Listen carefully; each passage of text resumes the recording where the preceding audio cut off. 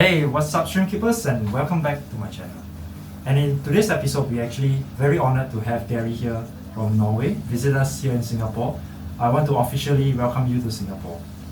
Thank you. It's been a pleasure to be here, and it's been nice to look at your shrimps and your setup and share some knowledge with you, which have been very free-giving and much appreciated. Thank you very much for the kind words. So Garry, maybe you want to share with us your shrimp breeding journey and let us, help us understand, somebody outside of Singapore that actually keeps shrimps, and how did you actually venture into the shrimp keeping hobby? Mm-hmm. Yeah, first I started off with Endler guppies, which are obviously very easy to breed, and yeah, I can recommend that type of thing for everybody. Basically, if you want something easy to breed, go into Endlers. And then I bought some Neocaridina shrimp to go in with the Endlers, and I had a very big tank at that stage. It was 360 litres. Wow. So you can say the mortality rate of the Neocaridinas wasn't very high because there was so much hiding place for them. I had a very good breeding record with them. Okay. And then I decided, more or less when COVID hit, to go into Caridina. Right. It was a little bit difficult to source the shrimp, but, and then you can say the challenges actually began once I got through the Caridina stage. Right. Okay, so from the time you started with Caridinas until the time when you have your first breeding, what are some of the tips that you want to share to the audience regarding shrimp breeding? Yeah, I think the first thing is patience, and that was said to me when I bought the shrimp. Right. Now you've bought Caridina, they're not like Neocaridina. You've set up your tanks, you need to have patience. It can take many months for the shrimp to breed, and or it can go very quickly. But patience is the key. Yeah, so maybe you want to help us understand more about this patient part of it, because a lot of the breeders that I speak to sometimes, those that come into the hobby with a lot of passion, they want to come into the hobby and then they say, I want to be the best, I want to breed the most shrimp, I want to breed the most beautiful shrimps, and I want it yesterday. So what do you think of this? Yeah, I've been there. So Right. you purchase shrimp, and Caridina, if you purchase good shrimp, they're not cheap. Right. And then you think, okay, I can breed these and makes the hobby pay for itself. But, Right. in reality, in the beginning, it doesn't work like that. So patience is the real key, and do not get frustrated. Do not get frustrated. Okay. What do you mean by do not get frustrated? What has it got to do with the shrimp breeding? Is it because of some of the setbacks you have?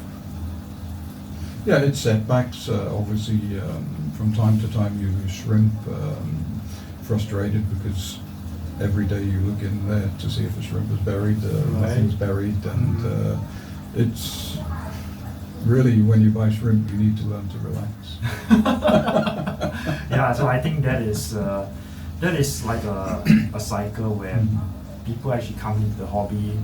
They are very passionate about it. They keep looking at their streams. Okay, is it buried today? Is it buried? Over time they get bored of it, and then they quit the hobby. So yeah, I totally agree with you in terms of don't get frustrated. Just keep the hobby as is. Breed the streams, put them in there, and don't touch them. So maybe you want to share with us a little bit more about some of the tips that you do in your day-to-day process. Yeah.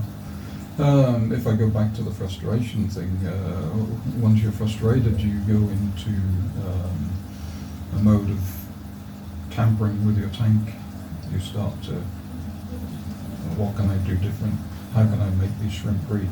Right. But at the end of the day, if you've given them the water parameters they require, and you're not interfering with the tank, then they will breed. But it's again, it goes back to this frustration issue and having the patience not to get into the frustration circle. Right. And once you start taking matters into your own hands by taking your hands into the tank, then you introduce other problems. Yeah, so that's where the problem comes, right? Yeah. When you either you put your hands in the tank or you introduce a lot more things into the tank. Mm-hmm. Yeah, so maybe you can elaborate a little bit more about putting hands in the tank and trying to measure things in the tank. Mm-hmm. When you put your hands into the tank, you're not just putting your hands into the tank. You're putting everything else that you have had contact with that day or maybe even the day before in the tank. It could be chemicals, it could be shampoo, it could actually be the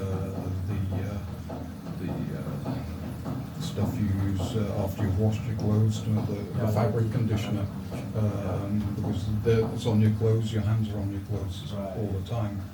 And to religiously wash your hands every time, yes, it can be said as a good practice, but again, you will take a towel and then that's got the fabric conditioner on as well. So it's a cycle that is difficult to break. So my main thing, if I go back to the deaths I've had with shrimp, apart from one or two, let's say, breeding issues, because males are a little bit bigger than the females. Some shrimp have died of old age, but many of the shrimp that I've lost have been within 1 to 2 hours after feeding. After feeding, okay. Or something you introduced into the tank. And this is something that I'd introduced into the feeding, because I was feeding my shrimp like probably a lot of people do, by hand, taking the food out of the packet by hand, breaking it up to the size I wanted it, dropping it in. And at that stage, you're introducing something into the tank. Now it took me a while to realize, it didn't take me a while to realize that the deaths were happening right after feeding, but it took me a while to find the reason it was happening. And then I'd say it must be something I'm introducing with my hands. So from that point onwards, which was probably a year ago, I actually, everything I take into the tank, I do tweezers. Tweezers or food, anything that goes in is tweezers. If I take something out, it's tweezers. So basically, my tanks are now hand-free. And after I'd done that, I wasn't getting these unexpected deaths after feeding time. And it wasn't like it wasn't all the shrimp. It was more like a point contact. If you hold a piece of food in your hand, you're not holding it like this. You're holding it in fingers. So the edges they come in contact on your finger, and it's a minimal area. But 1 or 2 shrimp have eaten for that area. They died. The others survived. So they were like, you could say they were like sacrificial shrimp, really. Because if it had been over the whole food, the whole, all of the population would have died. So I think that's a very good information for new breeders who come into this hobby to actually take up and take into consideration when feeding the shrimps. Because like you say, a lot of us, including myself, we use hand to feed the shrimps. But and I totally agree with you that one day we may, accidents happen, right? We touch something, we take the food, we feed it, and boom, So I think that's a very important topic, very important information for those new breeders who are coming into this hobby, to be sure about, all these small little things that actually adds up to your success of your shrimp breeding hobby. So Garry, actually, when we were talking offline, you shared that you travel a lot in terms of your work, and what are some of the things that keep you into this hobby? Because when you are traveling, nobody's feeding them. So how does it work? It works out okay. It's not that nobody's feeding them. I have my daughter feed. She doesn't live with me, but she feeds once a week as a minimum, so I know that they're getting fruit.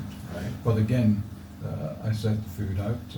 It's in Ziploc bags, and there's a pair of tweezers, and she uses the tweezers because at the end of the day, she's like any older teenager.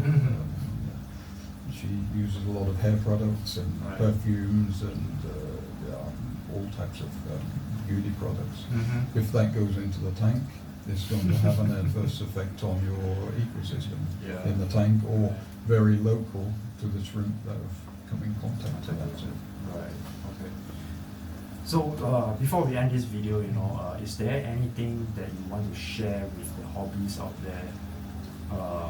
Any tips along the journey that you have learned and you have, built it into your own process? What are some of the things that you want to give the new hobbies some tips?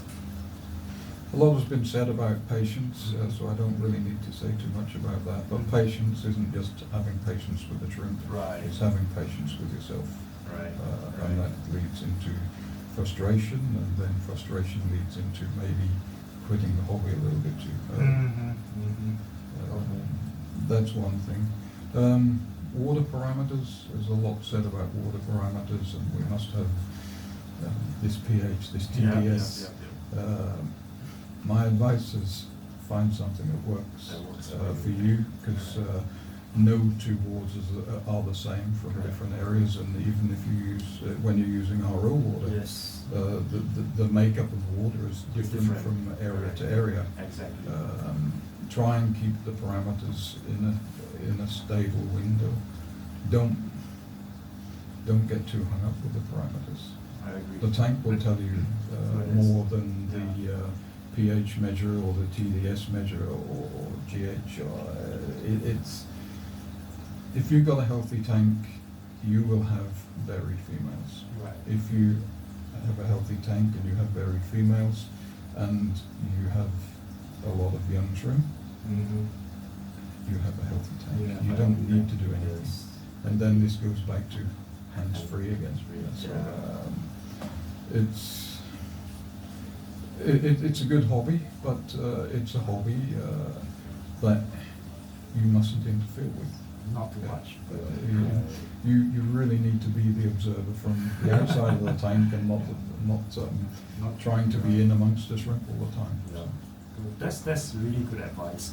So maybe one last question from my side is, you have been in this hobby for some time. Where do you want to take this hobby to the next level, and what are you, looking forward to? What am I looking forward to? I'm looking forward to getting my new shrimp home. I think, what can I say, breeding shrimp today is planning for tomorrow. Okay, yeah, that's a very good summary of what. It's a very easy philosophy. If you're breeding shrimp today, you're planning for tomorrow. And when you get your new shrimp that come and you grow them out, you select the best, or then this is when the progression comes for better shrimp. Right. All right, thanks, Garry. I really appreciate the time that we have. We will end this video here.